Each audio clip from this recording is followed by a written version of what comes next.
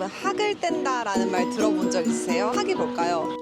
를 이야기하는 겁니다. 남편을 잃는 줄 알았어요. 안녕하세요. 탄자니아에서 주의해야 되는 질병이 뭐가 있는지, 혹은 예방을 할 수 있는지, 얼마나 아픈지, 얼마나 위험한지, 이런 점들에 대해서 Yes, thank you.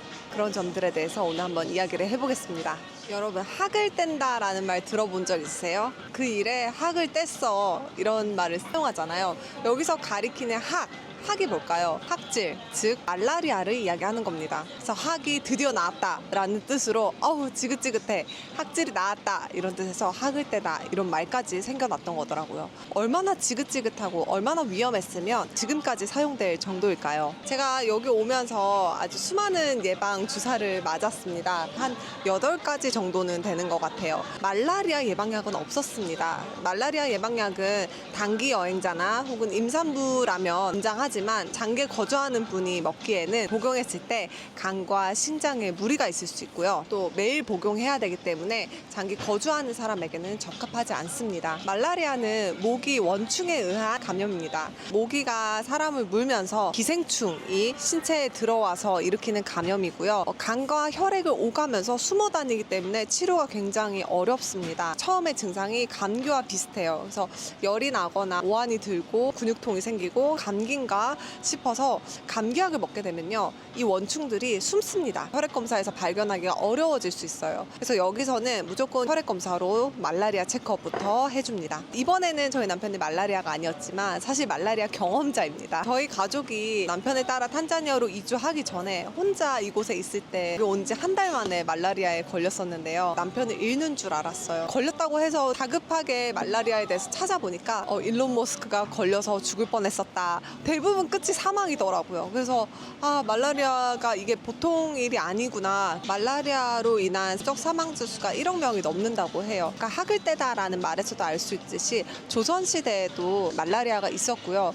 또 이집트 미라에서도 말라리아 그 원충이 발견됐다고 해요. 화석에서. 이 역사 전반에 걸쳐서 전해져 내려온 질병이고 강력합니다. 그리고 후유증도 있는 편이라서 무서운 질병이라고 할 수 있습니다. 저희 남편이 말라리아 걸렸을 때 이야기를 해보면요, 그때는 남편을 보낸 지 한 달밖에 안 되었는데, 여보, 말라리아 걸렸을 때 어느 정도로 아팠어? 아니 보통 열이 38도 40도로 이렇게 쭉 가잖아. 근데 이거는 37도 41도 여기로 왔다 갔다 한단 말이야. 그러면은 사람이 돌아 미쳐. 너무 추워서 전기장판에 들어가서 이불로 꽁꽁 싸매고 있다가 또 막 너무 더워. 이러다가 내일 죽을 수도 있겠구나. 내일은 못 일어날 것 같을 때 이제 바로 전화를 하지. 그 전화를 들고 있는 것마저 너무 아파. 죽을 것 같아서 전화했어, 이렇게. 그러니까 나는 한국에서 자기 전화를 받는데 자기가 자기 얼굴도 못 보여줘. 그냥 영상통화를 걸어서 천장만 보여줘. 근데 계속 아픈 소리만 내는 거야. 그거밖에 내가 할 수가 없어. 말도 할 수도 없어. 너무 아파서. 목소리만 듣고 싶어서. 나 좀 있으면 죽을 수도 있으니까. 그래서 전화하는 거야. 나는 해줄 게 없는데 그냥 실시간으로 죽어가는 것만 들으니까 진짜 죽을 거라고 생각했어. 못 보고 죽나 보다 했지. 그래서 바로 다음날 비행기표 끊어서 왔잖아. 오는데 뭐 이틀 걸렸는데. 그때쯤에 좋아졌다. 좀 좋아졌을 때 왔지. 말라리아 약을 먹기 시작하고 나선 어땠어? 그 약이 몸에 들어가서 말라리아 균을 싸워서 죽이니까 소변 자체가 빨갛지. 처음에 약을 먹기 시작했을 때는 새빨갛다가 그러면서 간은 막 피부를 뚫고 나올 것처럼 부어있고 터지나 안 터지나 풍선같이 막 붓지. 약 색깔이 빨간색이었던 거야? 약은 하얗지. 약은 하얀데 왜 빨간 소변이 나오는 거야? 자세하게 모르겠는데 균 색깔이? 그거 한번 물어봐보자. 말라리아 약이 어떻게 작용하는지 찾아봤더니 말라리아 기생충은 몸속에 들어오면 간에서 1차 증식을 하고 적혈구 안으로 들어가서 본격적으로 증식한다고 해요. 적혈구 안에서 헤모글로빈을 분해해서 아미노산을 얻고 그 부산물로 헤민이라는 독성 물질을 이제 만들어내게 되는데, 말라리아의 약물의 전략은 기생충이 헤모글로빈을 분해하는 것을 방해하는 거예요. 감염된 적혈구를 선택적으로 파괴해서 기생충이 숨는 공간, 즉 적혈구를 없애버리는 거죠. 일반인 같은 경우는 이 약물을 써도 적혈구가 손상되어도 어느 정도 회복되지만 어떤 사람은 약물을 복용했을 때 정상적인 적혈구까지 파괴되어서 다른 부작용이 발생할 수 있다고 합니다. 이제 그런 적혈구를 파괴해서 소변으로 내보내는 과정에서 빨간 소변을 보게 되는 거라고 해요. 그 색깔이 옅어지는 순간이 있어. 병원에 입원한 지 한 4일에서 5일 됐을 때, 그때부터 내가 조금씩 낫고 있구나, 죽진 않겠구나 생각이 좀 들지. 후유증이라고 생각된 게 한 어느 정도 갔던 것 같아? 계속 한 달은 간이 부어있었어. 그 뒤로 피곤하다든지 꽤 오래 갔잖아. 지금도 피곤해. 말라리아 때문인지 모르겠지만. 지금 한 1년 반 됐거든? 말라리아에 걸린 사람에게 해줄 말이 있다면? 그때는 내가 탄자니아에 도착한 지 얼마 안 됐을 때니까 병원에 가면 주사바늘 꽂아야 되고 두려움이 있잖아. 그 주사기로 인해서 병이 걸릴 수도 있고 그런 생각 하지 말고 그냥 병원에 빨리 가서 모든 걸 맡겨라. 병원에 가야 살 수 있다. 자기는 처음에 입원을 안 시켜주고 통원을 시켜서 그때 너무 힘들어 했었잖아. 약 먹고 며칠 있으면 날 거래. 낫는 느낌이 아니야. 점점 더 난 죽어가. 그러니까 다시 갔더니 뭐래? 다시 갔으니까 말라리아 그 수치가 막 확 높아져 있는 거야. 어? 그러니까 그 약으로 안 되는 정도의 말라리아 걸린 거야. 중증 이상의 말라리아 걸린 거지. 한국 사람은 현지 사람이 아니니까 말라리아 걸리면 그런 느낌이 있거든. 말라리아는 그냥 죽을 수도 있겠구나 싶은 느낌이 있어. 그냥 병원에 빨리 가서 조금 아파도 그냥 병원 가라. 약만으로는 안 된다. 병원 가서 주사 맞고 의사 옆에 간호사 옆에 붙어 있어라. 그래야 산다.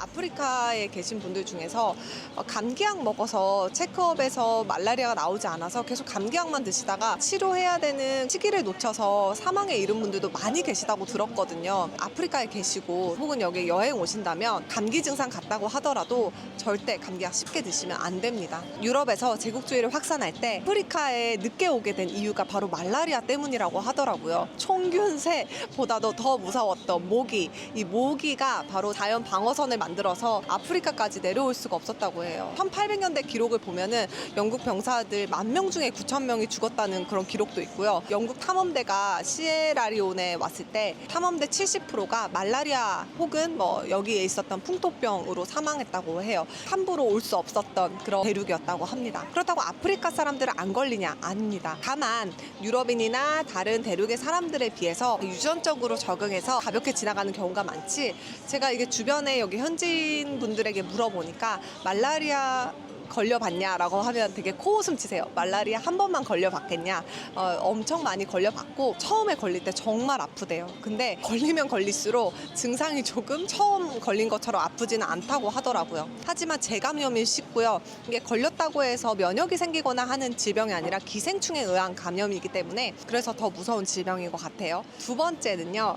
댕기열입니다. 댕기열 역시 모기에 의한 감염인데요. 이건 기생충에 의한 감염이 아니라 바이러스가 옮겨지면서 걸리게 되는 질병입니다. 얼마 전에 이제 여기 있는 친구 남편이 댕기열에 걸려서 병문안을 다녀온 적이 있습니다. 말라리아는 이제 예방약이 있지만 댕기열은 예방약도 없습니다. 모기를 차단하는 수밖에 없고요. 특징은 피부 발진입니다. 처음에 심하게 올라왔다가 그래도 잦아 들어가면 그래도 고비는 넘겼다? 이렇게 생각하더라고요. 댕기열 역시 근육통, 관절통, 또 심한 피로, 또 식욕 저하, 복통, 구토 이런 증상들을 동반하고요. 이 댕기열 후기에는 출혈, 잇몸이나 코, 소변에서 출혈을 보이기도 하고 심한 경우에는 쇼크로 사망에 이르기까지 한다고 해요. 특히나 이 모기에 의한 감염병이 자주 일어나는 시기가 3월에서 5월, 지금이죠. 그리고 10월에서 12월, 그러니까 우기 전후로 해서 모기가 많아지기 시작하는 그런 시기에 더 주의해야 합니다. 댕기열은 말라리아처럼 표약이 있지는 않고요. 대증치료만이 방법입니다. 하지만 먹어서는 안 되는 약이 있는데요. 아스피린이나 이부프로펜 같은 그런 약은 댕기열은 출혈이 나기도 하기 때문에 아스피린과 같은 약은 수술 전에도 복용하지 않는 거 아시죠?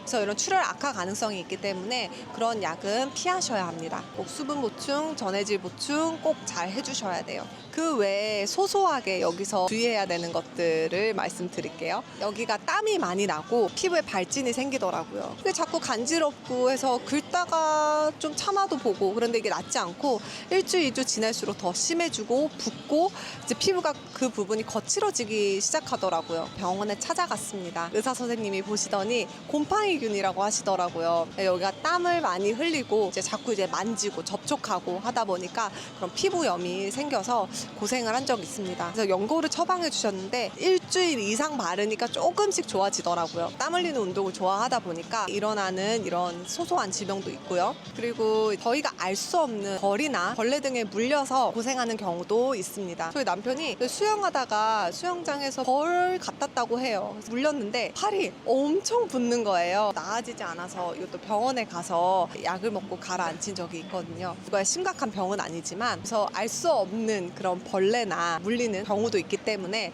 그런 것도 좀 주의하시면 좋겠다 싶습니다. 사실 주변에서 알고 지내는 이제 한국 분들 중에서 말라리아 걸렸다는 사람은 사실 저희 남편밖에 없었어요. 그만큼 말라리아가 정말 현지인들한테 흔하지만은 또 걸리는 사람이 그렇게 많지는 않더라고요. 일단 위험하지 않다는 건 아니지만 너무 두려워하실 필요는 없고요. 제가 가장 많이 쓰는 건 모기 기피 스프레이예요. 말라리아 모기는 밤에만 있다고 해요. 그런 거 좀 유의하시면 좋을 것 같고요. 그리고 이제 먹는 음식 같은 것들 철저히 점검하셔서 안전한 탄자니아 생활 하셨으면 좋겠습니다. 근데 사실 다들 조심하고 지내시는 것 같아요. 제가 제일 겁없이 먹는 것 같아서 네, 저나 좀 조심하자라는 생각이 있습니다.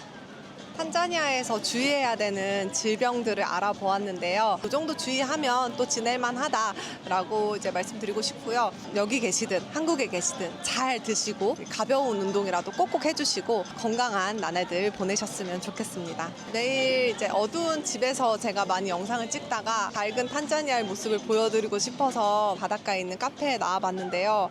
뷰가 너무 좋아서 안 보여드리고 끝낼 수가 없을 것 같아요.